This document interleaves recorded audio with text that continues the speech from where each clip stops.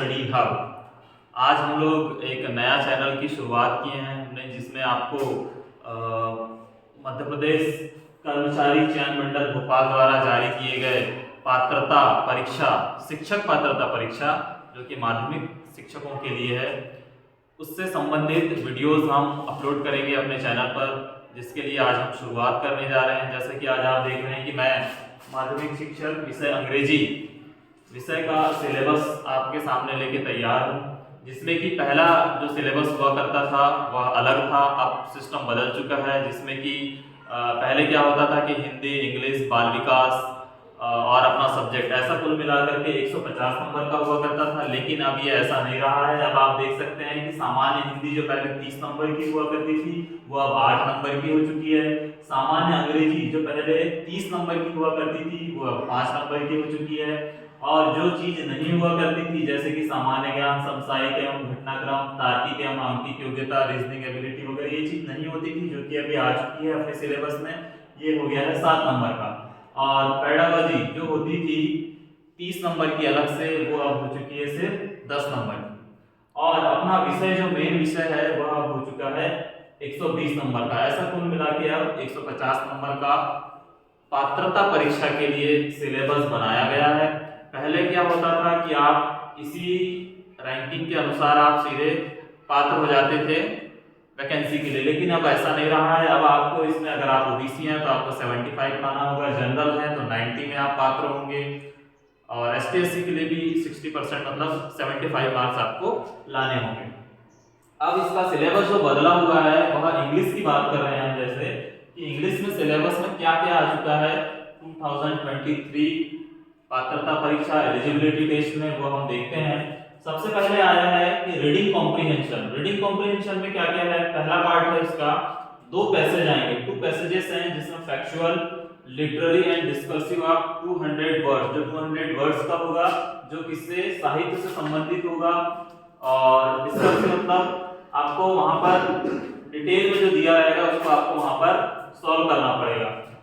Followed by short answer type question, उसके कुछ short answer type question रहेंगे, उनको हमको एक नंबर के जो आएंगे उनको हल करना होगा, जो आपके पैसे से ढूंढ करके हमको करना होगा। सेकंड पार्ट क्या रहेगा? पोयम दी रहेगी 15 लाइंस की, फॉलोड बाय शॉर्ट क्वेश्चन, जो उनसे संबंधित कुछ शॉर्ट टाइप के क्वेश्चन रहेंगे और पोयम से उनको हमको सॉल्व करना पड़ेगा। उसके बाद फिगर ऑफ स्पीच दिया होगा, जैसे कि आप देखा होगा एलिट्रेशन, सिमिली, ये सब फिगर ऑफ स्पीच हैं इंग्लिश के, जिनको हम हिंदी में अलंकार कहते हैं। उसको हमको पढ़ के जाना होगा, जिससे कि हम पोयम में समझ पाएं कि वो पोयम किस प्रकार की है, कौन से अलंकार से संबंध रखती है। फॉर्म्स ऑफ पोएट्री, और ये पोएट्री किस प्रकार की पोएट्री है, उससे भी संबंधित प्रश्न आपको क्वेश्चन पेपर में दिखाई देंगे। उसके बाद आएगा interrupt, tabular and diagrammatic presentation of information. उसके बाद आपको इंटरप्ट, टेबुलर मतलब गणनीय वाले डायग्रामेटिक प्रेजेंटेशन जो दिए रहेंगे पेपर में, उसके संबंधित भी आपको प्रश्न वहां पर दिए होंगे, उसको भी आपको हल करना पड़ेगा, प्रस्तुत करना पड़ेगा, उसकी सूचना से संबंधित प्रश्न होंगे। उसके बाद वोकैबुलरी। वोकैबुलरी मतलब होता है शब्दकोश, जिसमें कि इंग्लिश के ज्यादा से ज्यादा वर्ड आए, उनसे संबंधित आपको प्रश्न वहां पर देखने मिलेंगे। पहला है वन वर्ड सब्स्टिट्यूशन, जिसमें कि बहुत सारी चीजें हैं, छोटी छोटी विलोम शब्द मतलब अपोजिट्स, समानार्थी शब्द, सिनोनिम्स, फ्रेजेस, वाक्यांश, इडियम्स, प्रोवर्ब्स मतलब मुहावरे, वर्ड फॉर्मेशन, वर्ड का गठन। उसके बाद है थर्ड नंबर में फंक्शनल ग्रामर आपको पूछी जाएगी, जिससे संबंधित प्रश्न आपको वहां पर देखने मिलेंगे, जिसमें कि सारा का सारा पार्ट ऑफ स्पीच दिया हुआ है।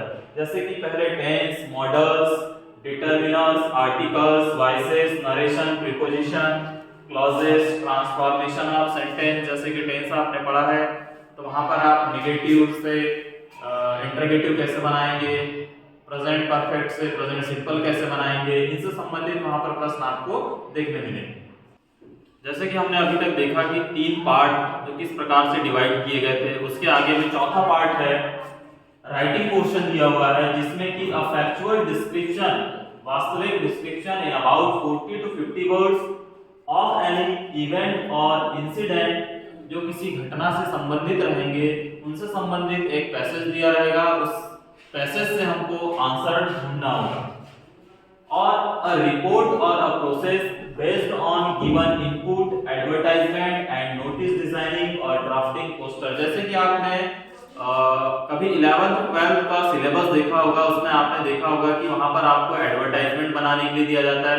पहले की जो एमपी स्टेट बोर्ड की बुक्स थी 9th की, उसमें 9th में एडवर्टाइजमेंट का एक पोर्शन था जिसमें कि आपको बताना होता था कि किसी चीज का आपको एडवर्टाइज करना है तो आप में उसमें मुख्य चीजें कौन कौन सी होती है।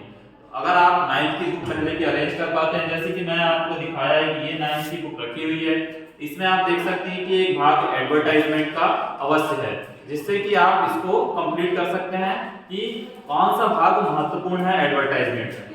चलो आगे हम देखते हैं कि ड्राफ्टिंग पोस्टर्स, है ना। तो ये मैंने कहा कि आप 11th 12th की बुकें देखेंगे तो उसमें आपको ये बहुत अच्छे से दिया होगा कि इसमें आपको मुख्य भाग कौन सा होता है, नोटिस, पोस्टर, एडवर्टाइजमेंट में।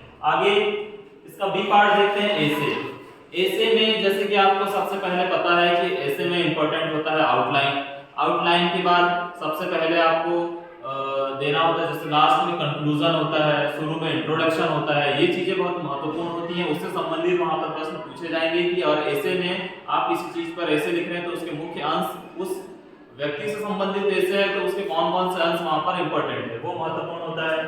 आगे राइटिंग लेटर में कौन कौन से भाग महत्वपूर्ण है, एप्लीकेशन में बेस्ड ऑन गिवन इनपुट्स, वहां पर कुछ इनपुट दिए होंगे, उससे संबंधित आपको प्रश्न भी बना करके दिए होंगे, वो हमारे लिए महत्वपूर्ण होंगे। जैसे कि लेटर में सैल्यूटेशन कहाँ पे लिखा जाता है, रिस्पेक्टेड कहाँ पर लिखा जाता है, वहां पर उसके भाग दिए होंगे और वहां पर आपको टिक करना होगा कि वो सैल्यूटेशन किस जगह पर आएगा। उस प्रकार से यहाँ पर प्रश्न पूछे जाएंगे। Application based on given inputs, letter types include, letter भी वहां पर इंक्लूड रहेगा। अब लेटर कौन कौन से हैं, बिजनेस और ऑफिशियल लेटर, जैसे कि औपचारिक और अनौपचारिक पत्र लिखने होते हैं हमको, वो किस टाइप से होते हैं, उसमें क्या क्या अंतर होता है, उससे संबंधित प्रश्न होंगे। लेटर्स टू एडिटर्स, किसी एडिटर को आपको पत्र लिखना है तो आप कैसे लिखेंगे। पर्सनल और इनफॉर्मल लेटर, यही मैं जिसकी औपचारिक की बात कर रहा था ये आ गया, और पर्सनल लेटर आप कैसे लिखेंगे इनकी बात कर रहा था। एप्लीकेशन फॉर अ जॉब, आपको रिज्यूमे, डिटेल या फिर कैसे बनाए जाते हैं, ये रिज्यूम कैसे बनाया जाता है, रिज्यूम में कौन कौन से भाग महत्वपूर्ण होते हैं, सबसे ऊपर में क्या लिखा जाना चाहिए, लास्ट में क्या लिखा जाना चाहिए, बीच में क्या लिखा जाना चाहिए, उसके कौन से भाग महत्वपूर्ण है। इस प्रकार की सारी सूचनाएं हमारे आने वाले वीडियो में हम आपको बताएंगे। ये तो आपके लिए सिर्फ क्या था, ये मैंने आपको सिर्फ सिलेबस आपको डिटेल बताया था, लेकिन आप जब आप माध्यमिक शिक्षा वर्ग 2 अंग्रेजी की तैयारी कर रहे हैं उसके लिए मैं आपको बताऊंगा कि आप कौन कौन सी बुकों को महत्व दें सबसे पहले, और मैंने भी इन्हीं बुकों को सबसे पहले महत्व दिया था। जैसे कि ये क्लास 6 की इंग्लिश रीडर की बुक है, इसके आप हर एक लेसन से ग्रामर पोर्शन निकालिए और हर एक लेसन को सॉल्व करिए और अपनी खुद की नोट्स बनाइए, दूसरी नोट्स पर भरोसा मत कीजिए, अपने नोट्सों पर भरोसा कीजिए। ये है क्लास 6 की। उसके बाद ये क्लास 7 की बुक है, एमपी स्टेट बोर्ड की है, ये क्लास 8 की बुक है। उसके बाद ये क्लास 9 की है, ये क्लास 10 की है। इन सभी बुकों को आप अवश्य पढ़िए। सबसे पहले तो यही काम करना है आपको, क्लास 6 से लेके क्लास 10 तक की बुक अरेंज करिए और हर एक लेसन को सॉल्व करिए और वहां का ग्रामर पोर्शन को एक नोटबुक में निकाल करके उनको जरूर पढ़िए। तो आगे के वीडियोस के लिए आप देखते रहिए हमारा चैनल माय स्टडी हब।